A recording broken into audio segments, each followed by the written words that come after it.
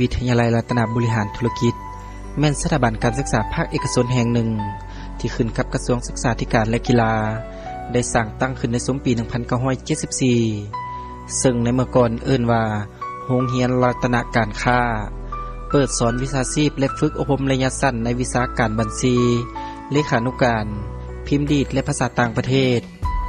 ผ่านจากการสะสมบทเรียนในการเรียนการสอนมายาวนานนั้นมาฮอดปี 1994 จึงได้รับอนุมัติจากกระทรวงศึกษาธิการและกีฬา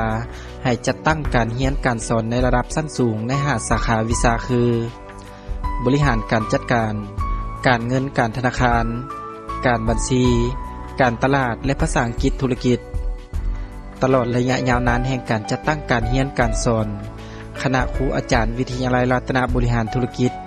ได้ตั้งหน้าศึกษาค้นคว้าแลกเปลี่ยนบทเรียนและประสบการณ์ร่วมกันทางด้านหลักสูตรการเรียนการสอนเพื่อนำส่งความรู้สู่นักศึกษาและก็เห็นได้ว่ามีการตอบรับจากสังคมสูงสมควรดังนั้นเพื่อเห็นได้ความสำคัญของการศึกษามาฮอดปี 2002 วิทยาลัยรัตนบริหารธุรกิจ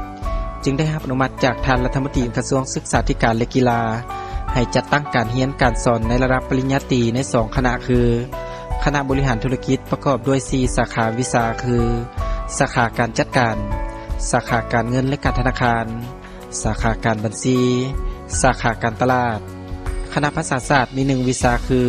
ภาษาอังกฤษธุรกิจโดยได้นำใช้หลักสูตรการเรียนการสอนในมาตรฐานเดียวกันกับภาครัฐสอนโดยอาจารย์ผู้ที่มีความรู้และประสบการณ์สูงทั้งคนลาวและต่างประเทศเพื่อเป็นการเปิดกว้างและส่งเสริมการศึกษาวิทยาลัยรัตนบริหารธุรกิจจึงได้ขยายสาขาออกไปตั้งแขวงคือสาขาแขวงอุดมไซสาขาเมืองปากลายแขวงสัญญบุรีวิทยาเขตบ้านอิไลเมืองนาไซทองนครหลวงเวียงจันทน์วิทยาลัยรัตนบริหารธุรกิจยังบ่ได้หยุดยั้งที่จะสืบต่อส่งเสริมเวียกงานการศึกษาให้มีคุณภาพและประสิทธิผลมาฮอดปี 2006 กระทรวงศึกษาธิการและกีฬาจึงได้อนุมัติให้วิทยาลัยรัตนบริหารธุรกิจจัดตั้งการเรียนการสอนในระดับปริญญาโทซึ่งเป็นโครงการร่วมมือทางด้านวิชาการระหว่างวิทยาลัยรัตนบริหารธุรกิจและวิทยาลัยสันตพลประเทศไทยในหลักสูตรบริหารธุรกิจมี5สาขาวิชาคือการเงินการบัญชีการบริหารการตลาดและสาขาวิชาเทคโนโลยีข้อมูลข่าวสารนอกจากการพัฒนาเวียกงานการศึกษาให้มีคุณภาพสูงอย่างต่อเนื่องแล้ววิทยาลัยรัตนบริหารธุรกิจยังได้เคลื่อนไหวออกช่วยเหลือสังคมอย่างบ่ได้ขาดโดยเฉพาะแม่นการศึกษาอยู่เขตชนบทห่างไกลซอกลีกช่วยเหลือเด็กน้อยที่ด้อยโอกาสช่วยเหลือประชาชนประสบภัยธรรมชาติและทุกข์ยากขาดเคินซึ่งกิจกรรมดังกล่าวนี้วิทยาลัยรัตนบริหารธุรกิจยังได้สืบต่อปฏิบัติอย่างเป็นปกติ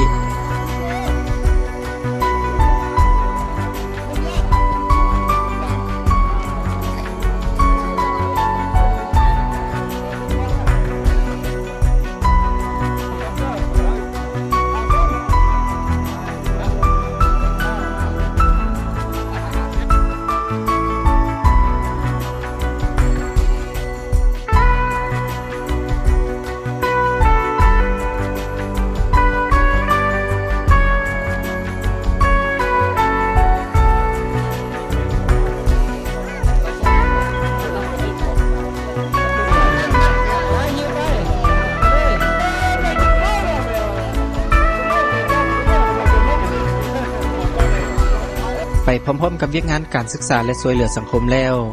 เวียกงานประกอบส่วนน้ำภาครัฐก็แม่นอีกเวียกงานหนึ่งที่สำคัญที่ทางวิทยาลัยรัตนบริหารธุรกิจได้ปฏิบัติกันมาอย่างบ่ได้ขาดซึ่งได้มีผลงานหลายด้านที่พ้นเด่น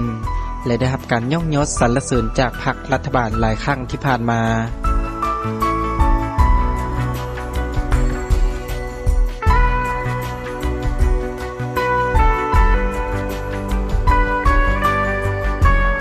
สโมสรศิลปะการแสดงของนักศึกษาวิทยาลัยรัตนบริหารธุรกิจ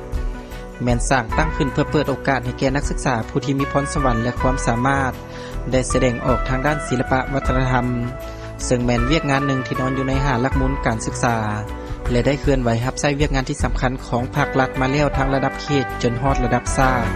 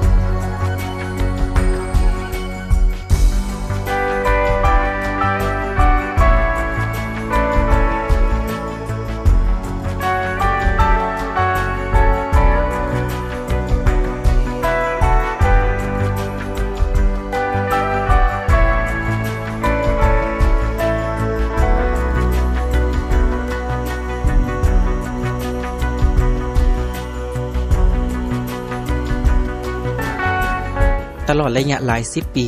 แห่งการสร้างตั้งวิทยาลัยรัตนบริหารธุรกิจคณะอาจารย์ยามใดก็ยึดมั่นตามแนวทางของพรรครัฐบาล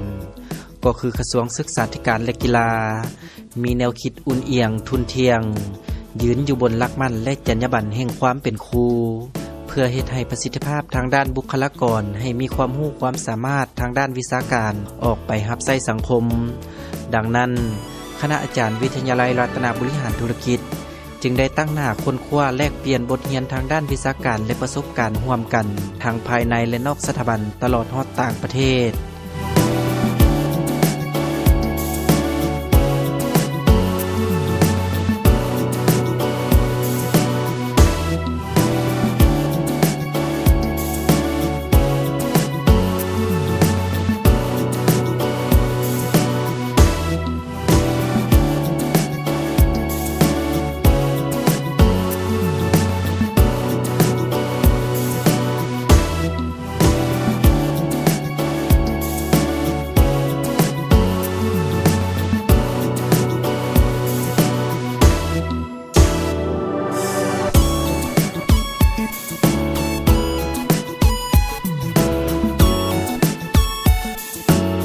จากเวียกงานการศิษย์สอนแล้วคณะอาจารย์ยังได้ออกเคลื่อนไหวช่วยเหลือสังคมเป็นต้นว่าช่วยเหลือประชาชนและเด็กน้อยผู้ด้อยโอกาสอยู่เขตห่างไกลซอกลีกประชาชนที่ประสบภัยธรรมชาติและก็ยังเห็นได้ความสำคัญของเวียกงานภาครัฐจึงได้นำพานักศึกษาออกรับใช้เวียกงานสำคัญต่างๆตามความเห็นห้องต้องการจากผลงานดังกล่าวนั้นภาครัฐบาลจึงเห็นได้ถึงคุณงามความดีของคณะอาจารย์และสถาบันจึงได้มีการย่องย่อสรรเสริญอาจารย์ก็คือวิทยาลัยรัตนบริหารธุรกิจที่มีผลงานต่อสังคมก็คือประเทศชาติและผลงานดังกล่าวนั้นจะได้จารึกไว้ในหน้าประวัติศาสตร์ของชาติลาวตลอดไป